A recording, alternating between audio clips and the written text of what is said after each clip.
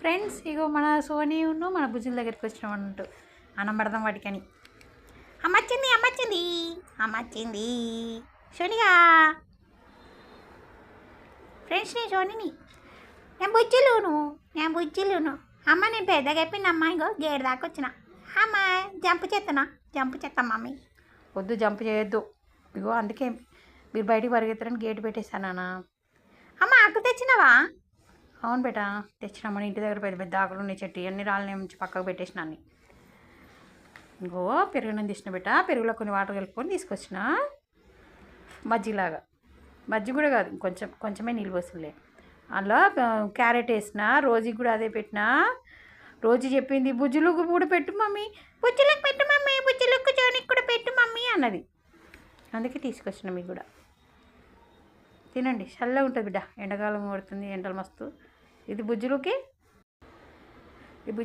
సోనికి తినండి బిడ్డ, మంచిగా తినండి. సోనిగా పట్టరా బిడ్డ.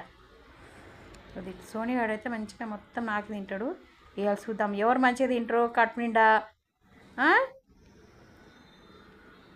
వదలకుండా చూద్దాం.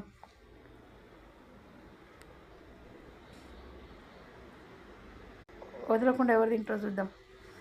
సోనియా బుజ్జులుగా చూద్దాం.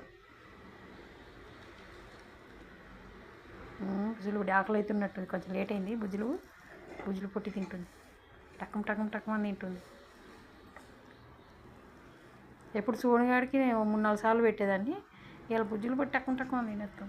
ఇక చూడండి ఇక్కడ కొండ మీద కూర్చుంటున్నట్టు పైన. ఇది నామంలా ఉంటుంది అన్నట్టు తల మీద వైట్గా, అందుకే నామాలు అని పిలుస్తాను నేను. 7 కొండలు పైన కూర్చుంటుంది. మా బుజ్జులు అరుస్తుందని పైన కూర్చుంటుంది.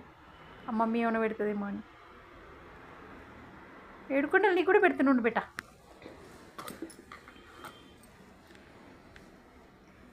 తిన్నావా బుజ్జులు, తిన్నావా? ఇంకొంచెం పెట్టు మమ్మీ. పెడుతున్నా బేట, పెడుతున్నా. తిన్ సోనిగా, తిన్నావు బేట? ఇవ్వటు నీ కూడా ఇంత పెడతా పట్టు. ఉన్నాను బయట